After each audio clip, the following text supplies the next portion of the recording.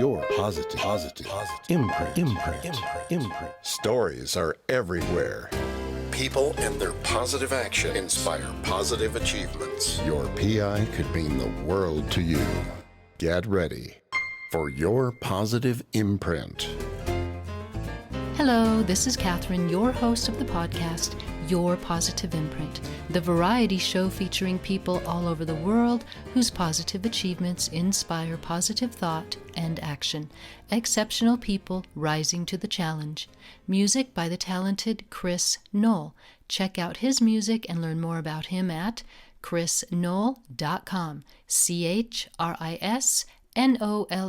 Fabulous music and lots of new music too. Follow me on Facebook and Instagram, Your Positive Imprint. Connect with me on LinkedIn. Check out my YouTube channel, Your Positive Imprint. Visit my website, yourpositiveimprint.com, where you can sign up for podcast updates and also follow this podcast. Under the play button is a subscribe button that will take you to easy links for some podcast platforms. You can also listen and follow my show from your favorite podcast platform, such as Apple Podcast, Google Podcast, iHeartRadio, Spotify, and Amazon Music, including Alexa. Or, of course, listen from your favorite podcast platform. Please hit that subscribe or follow button now. This is a free podcast. Your Positive Imprint. What's your PI? In order to see birds, it is necessary to become a part of the silence. Robert Lind. Well, birding is a great pastime. I absolutely love being with the birds. It can be done with others or, of course, by yourself. It is peaceful. Suzy Buttress brings to you birding from the United Kingdom. She walks and she listens. What she sees and what she hears brings her joy. Today, she shares her joy and her positive imprints. Suzy, welcome to the show. Thank you so much, Catherine. It's lovely to be here. Oh, I'm just so excited to have you here and to hear not just about you and your positive imprints, but my gosh, the birds over in United Kingdom and what life is like for them and what's in store for them for their future. That's quite a quite a subject, really. Yes, so I'm very much a garden bird watcher. I'm at my best where I'm in a location where I'm surrounded by birds and I can just watch them come and go, watch their behaviours with each other, and just wait and see what's going to turn up. As a lot of us around the world are finding at the moment, we are quite restricted to where we can go. And in the UK at the moment, we are in another lockdown. So for the next few weeks, we will be restricted to our homes and only able to go out for short periods, and those are for exercise, not for leisure. So I'm doing my best over the next few weeks to do as I've done in the last year, to really look at the birds that visit. I'm lucky enough to have a garden, and to really look at the birds that visit my garden. One of the amazing things about having my show, the Casual Birder podcast, is that I'm in connection with people all around the world. And we're all sharing our local birds with each other. And so even though I can only look out and see the few species that come to my garden, I'm very much aware of what other people are seeing. And it's that joy of sharing what we're seeing and what we're hearing. It's that's just been really heartening to me over this last sort of year. You mentioned there about the things that the birds are facing, the situations they're facing. And I have to be honest that up till quite recently, probably until I started my show, although I was aware of some of the bigger issues facing our wildlife and birds, it's only since I've been connecting with experts in the field and reading more and more about specific species that I've realised what real threats a lot of the wildlife and a lot of birds are under. And that has been quite an eye-opener to me. It's helped me go through some times of despair, really, wondering what on earth I can do, but also making me hope for the future, that, you know, the new generations are coming in. There are things that we can all do that will try to redress the balances of some of the things that have happened to the birds, and I can talk about that in a little while. But for the moment, the real key thing for me is seeing the birds, seeing what goes on each day, and seeing the little dramas in the garden, and how that changes through the year. I love what the dramas in the garden. That's beautiful. And We've been that's having them today, I tell you. well, and they do have their own lives, as any organism does. But that's a beautiful, eloquent way to put it. Dramas in the garden, or dramas in the trees, dramas in the desert. I love it. I think that is just really an interesting way to look at it. We're going to kind of go to this beginning of what even got you started, because not everybody understands or can bring in that drama that you're talking about in a way that they're able to reflect or become more active in some way within their own community because of something that changed them within nature, within wildlife. So what brought you to even look at your garden in a different way? So I've always been a fan of birds. Um, Ever since I was a small child, I can remember we lived next to a playing field, and I would go and sit on that playing field and sort of, in those days, I would throw bread out, because we didn't know any better. You know, that's what you fed birds when I was young, all those years ago, and just willing them to come to me. And I definitely had delusions of wanting to be like Snow White. You know, I wanted to have my arms out. I wanted the Bambis to fly to come galloping up to me, rabbits to bring ribbons, and the birds to come and land on me. And that's just been something that's been with me since being a very small child. And I can remember we had big picture windows in our living room, and it looked out onto the garden. And I would lay for hours on my tummy, just with my hands under my chin, looking out into the garden, watching what birds came. And we would only have a few species that came to the garden, but at that time we would get quite large numbers of those species, and so I could just sit for hours just watching them coming in. And it was actually quite a long time before I realized that we had a lot of variety of birds within the UK. When I was young, I had lots of like encyclopedias of animals around the world and birds around the world, and these encyclopedias often had very colourful birds from, say, Africa or India. And I always thought, you know, we have these brown sparrows, we have these brownish blackbirds, and we have these brownish starlings, and they were all wonderful because they've all got their own characters. But I didn't really feel like we had anything colourful. We had blue tits, and that tiny little flash of blue and yellow was about the only real colour I ever remember seeing. But I would look in all these encyclopedias, and there would be amazing bee eaters and rollers, and they were just fantastic colours. And of course, the peacock with its amazing feathers. But as I got older, finally got a bird book of my own for the UK. I realised we've got an amazing number of species in the UK, and some of those are highly coloured. Some of them are, quite unusual plumage patterns, and I just hadn't really realised because in my suburban garden, you know, I was just seeing these birds. So as I got older, I looked into that more. It became a kind of uh, target with myself. You know, I'd look through the bird books and try and find one that I thought, you know, I'd like to see. And if we were lucky enough to go on holiday somewhere where those birds might be, I'd look for them. I was never very successful. I've only ever been really successful looking at the birds that are frequently found. I've realized that the reason I wasn't successful wasn't because I didn't try hard enough, but I guess I realized that I didn't really have the drive to. I'm not what some people call twitchers. I'm not the sort of person that will, you know, go for miles and miles and miles just to see this one bird. It's lovely if I see them, but I actually recognize within myself that what I am is definitely a casual birder.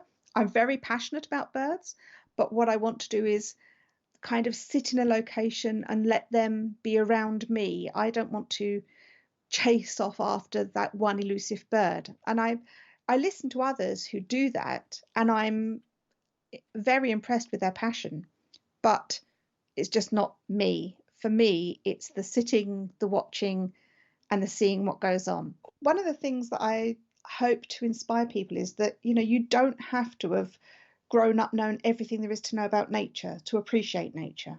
We all have our jobs, we all have our paths in life, and we all have an equal opportunity to understand what's out there and be able to get out and see the birds or to listen for the birds.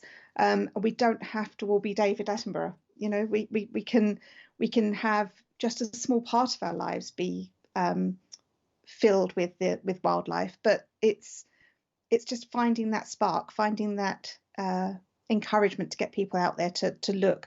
Because one of the things that I've learned that I hadn't really realized before was how important it is for all of us to do our part in helping species survive. And it's so easy to switch off from the natural world. If you live in a city, if you live in a town, you've spoken to me about, being up in the mountains, being out in the woods. We don't all have those opportunities. And I think when we're surrounded by cities, when we're surrounded by technology, when we're surrounded by today's world, we can find ourselves very closed off from our natural world. And it's important to realize that even within those cities, the natural world is there. And it's trying to encourage people to take notice, because the more we take notice, the more we realize what's happening in the natural world, the more each of us individually can do something about maintaining it, improving it, and bringing back species that have started to decline and get lost. And that, I think, is so important. And that's really an ultimate goal of yours, I know, and that's part of your positive imprints. So what are your activities that you are doing at this time in your life as an adult where you're able to bring the natural world to people so that they become aware and then maybe become active in protection of the species? So I think my first message to people is through my podcast, and I hope to spread the idea that anyone can take joy in the natural world. So I start by saying, let's notice it, let's enjoy what we're seeing. And I think finding that passion of enjoyment first is an important step towards later on moving towards conservation and supporting the species. So I kind of see myself, on the continuum of people that are doing major things for nature and for people who are not doing anything at all. I'm possibly towards the not doing anything at all, except that I'm moving up the scale. And so whereas before I just had a totally personal view of the birds that I saw, totally personal enjoyment of the birds that I saw, by having the podcast and learning more about what I want to share with other people, and realizing that I'm helping other people to find nature and helping other people to enjoy what they're seeing, I'm moving myself up the continuum towards, doing real good for nature. And I'm hopefully inspiring a few people along the way to realize that any of us can get involved. Any of us can find joy. As we find joy, we learn more about the species. As we learn more about the species, we start to learn about what's happening in the natural world and how we've treated the natural world. And so I'm kind of at that stage myself now where I'm trying to do good, I'm trying to be ethical, and I'm trying to do the right things in order that my impact on the world is not as great as it might have been previously. I'm not perfect and I'm still making mistakes, but I'm trying to learn. What I hope to do is bring other people along with me, and then I learn from those people who are further up that scale, and I can aspire to being like them, or to understanding what they're telling me so that I can implement some of the things that they tell me. So things like, I'm lucky enough to have a garden, as I mentioned, so making sure that I'm not using weed killers, I'm not using chemicals in the garden, that I'm planting native plants. This is a work in progress. I'm not saying I'm anywhere perfect. My garden currently is very much a wildlife garden in that it's full of wild stuff. It's not at all manicured. And I think that's a key thing that I'm learning, that manicuring, having a manicured lawn, having a manicured garden, yes, it looks lovely in pictures. It's not so great for wildlife. So it's trying to find that balance, because if each of us in our own little spaces can bring in nectar plants, can bring in insects that help the birds, that then, help the environment. If we can all do that, each of our gardens becomes like an extension of the others. So at the moment, we're kind of like all individual little islands. And if our gardens are all helping the natural world, it joins up. It becomes more of like an oasis in the area, and gradually those islands expand, and it means the habitats are brought back, because we're a small island here in England. We're or in the UK. We have a lot of people in a small space, and we have demands on the environment, but we've lost a lot of species, and we are losing a lot of species. There must be a balance. There must be a way to stop the decline. And I think a lot of that is to do with, being more aware of how we live our lives, how we use our open spaces, and not just stripping everything bare and thinking that looks great. It's learning. But anyway, so I see everything as being on a continuum. I'm down one end of the continuum. I'm striving to move to the other end. I'm learning from people ahead of me, but I'm hoping that I'm bringing people along with me as I move. I'm seeing a lot more energy and a lot more impactful behavior from the younger people, the people that are in nature, the people that are starting out in bird watching, in nature education. I've been really amazed. I have taken a very long time to get to a point where I'm able to share what I'm learning about nature. And these people are doing it from being sort of 14, 15 onwards, and really, really passionate. They can see what's happened to the world, and they can see what needs to be done. And in fact, when I talk about the path that I'm following, I don't mean in terms of age, because the people ahead of me on the path are often younger than me.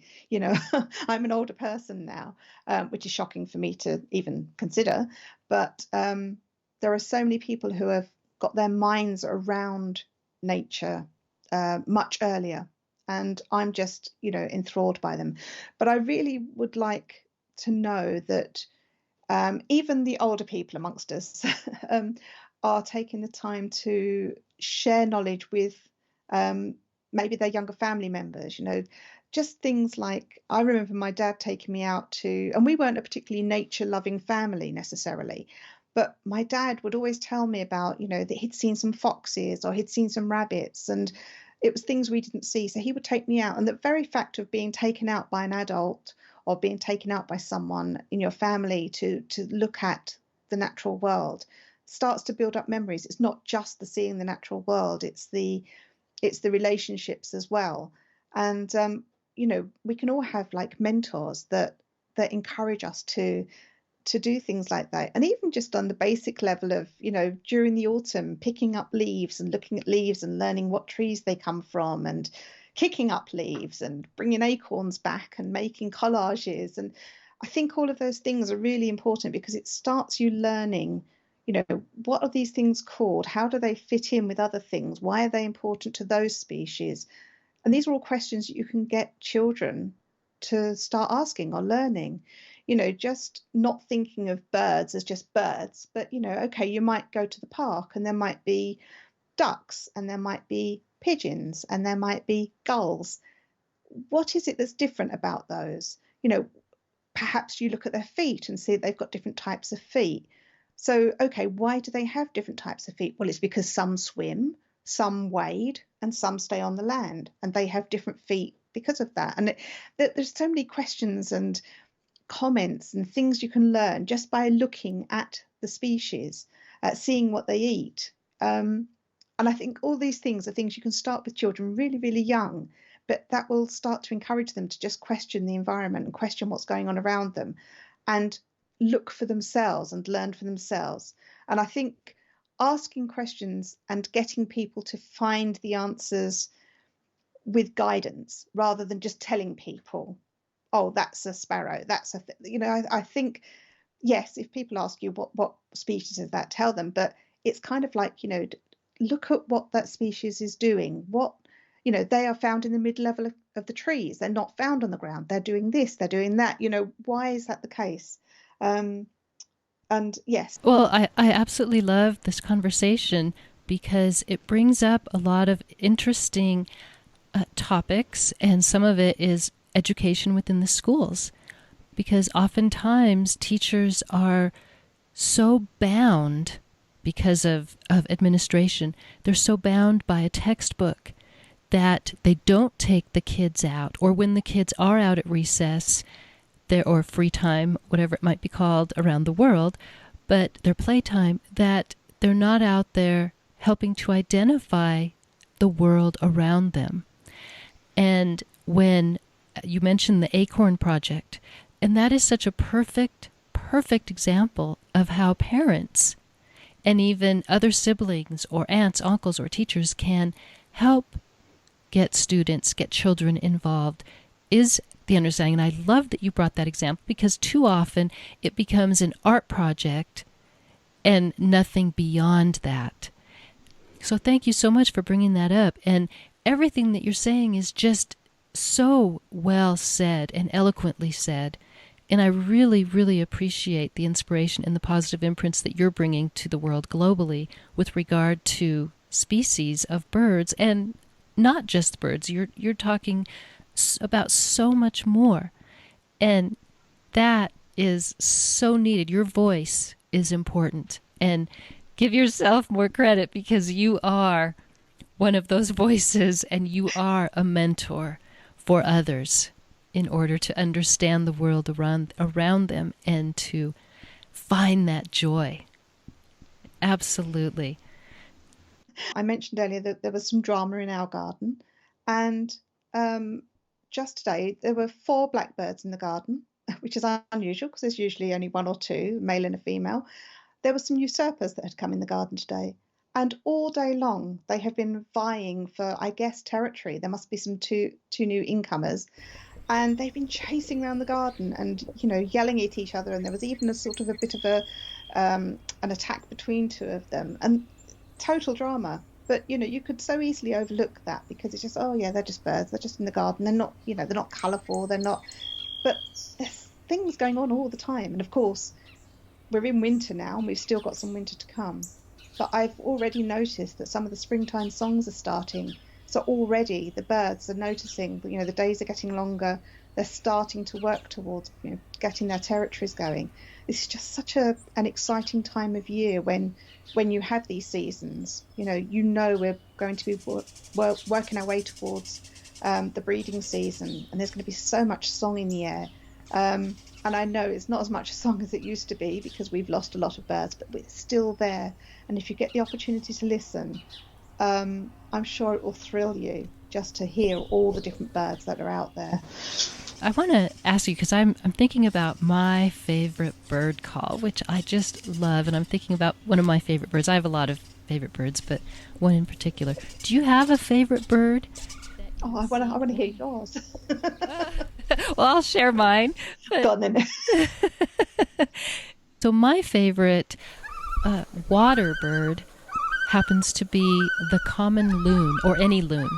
The Arctic loon, the loon. I absolutely love the call.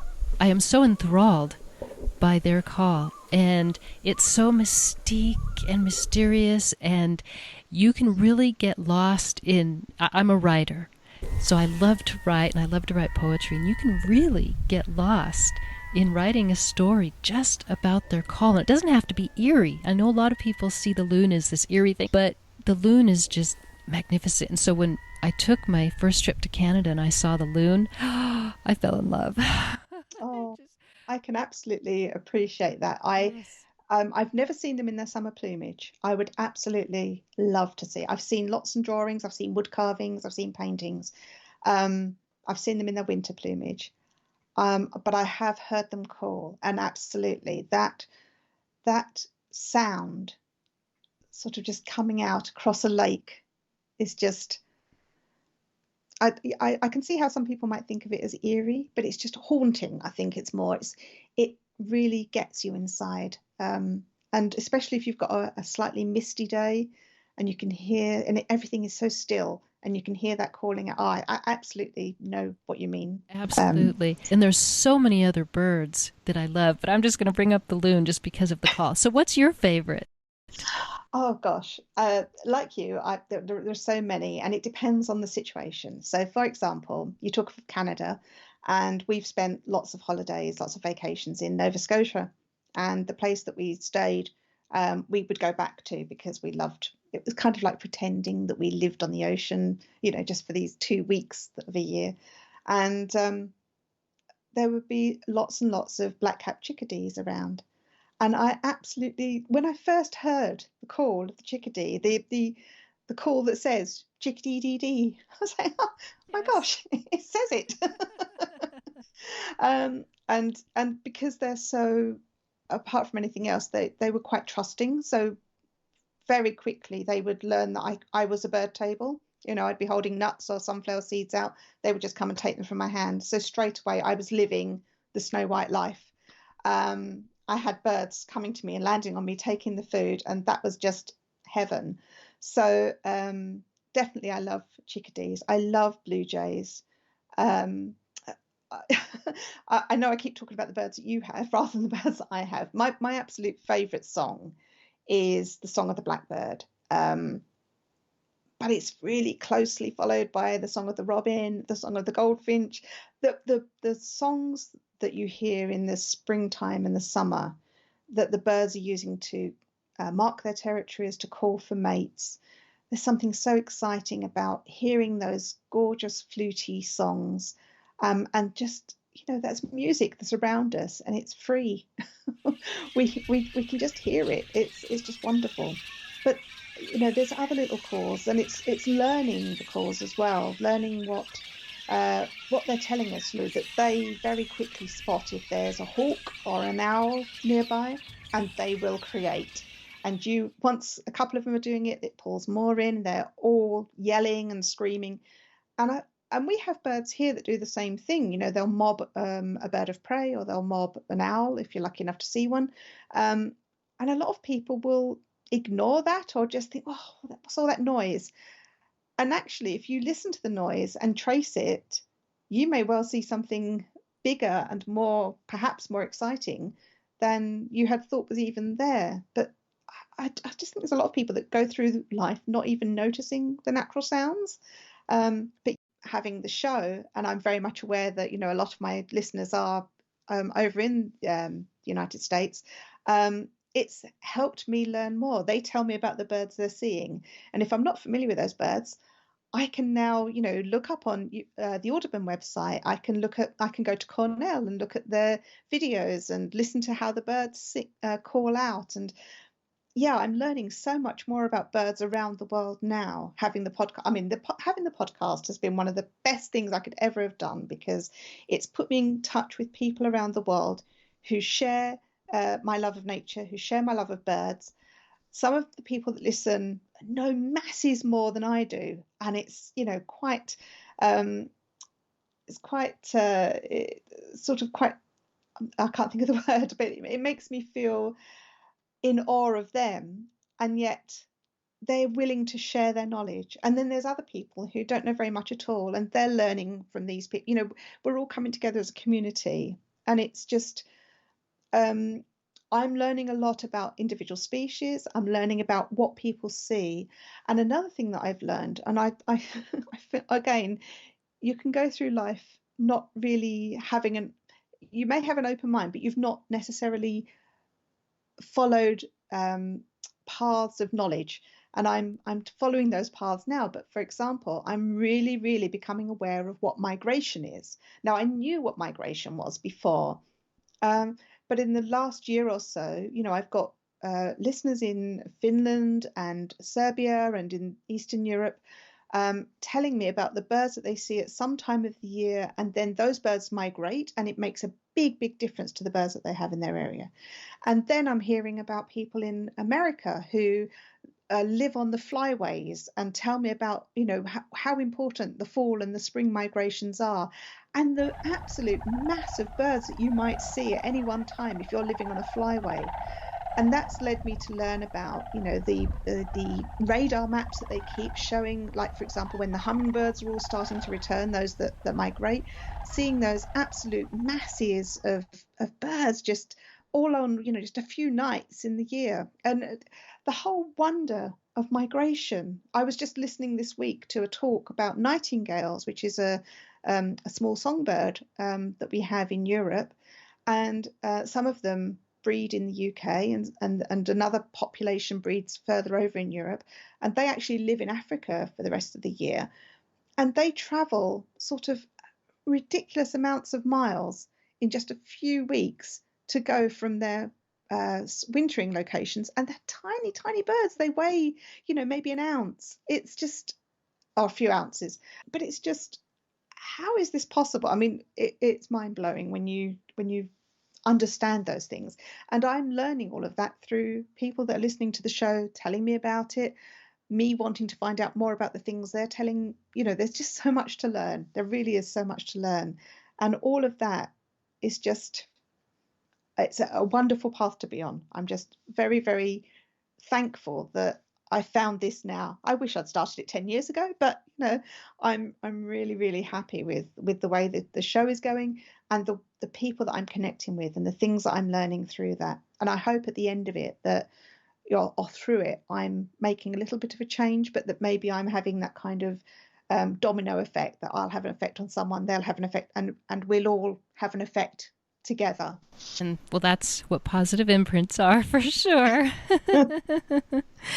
Now, and before we go on, I thought I would mention to you, I think you listened to it already. Did you listen to the podcast that I have with the Kingeries? Are they the people that started the Audubon? I listened to that just recently, yes. Okay, I thought... Yeah, I think that's one of the ways we had connected, actually, was through that. And they are so interesting, and they have some of the same comments that you have made. And I think it's because we each, when we, as you used your words earlier, when you reach a certain point in your life and you're understanding the world around you in a different and very important aspect of saving the planet and saving species, then you start to do things and practice things and also preach differently than what you did before. And I loved the couple that was on, and they did start the Audubon in Colorado. So do you have, in United Kingdom, do you have organizations? Because you mentioned Cornell University, which is a great website to go to with regard to birds, and of course Audubon, which is fantastic, and they have so many manuals. So what do you have in UK that is offered there? So we have the Royal Society for the Protection of Birds, the RSPB. That's our main big society. We also have the British Trust for Ornithology, and they run courses. They also do an awful lot of research into birds. So what they will do is like a lot of surveys. And I took part for many years in the breeding bird survey. So you would have, a very specific route that you would have to walk, and you would be recording all the birds that you could hear at that time of year. And you'd do it over a couple of different visits, so that each year your data would build up. I've recently got into, and they also have a sort of garden bird watch that you can send your data into as well. So part of, watching and enjoying, as I said, for many, many years, all of that joy was very internalized. It was just for me, it wasn't for anyone else. But I've learned that actually, while you're watching birds, you can be recording data, which is really, really useful for the science community. And it gives evidence for things that, for processes that are needed. So I now record my sightings using eBird and on the Garden Bird Watch as well. I take part in various surveys throughout the year as well.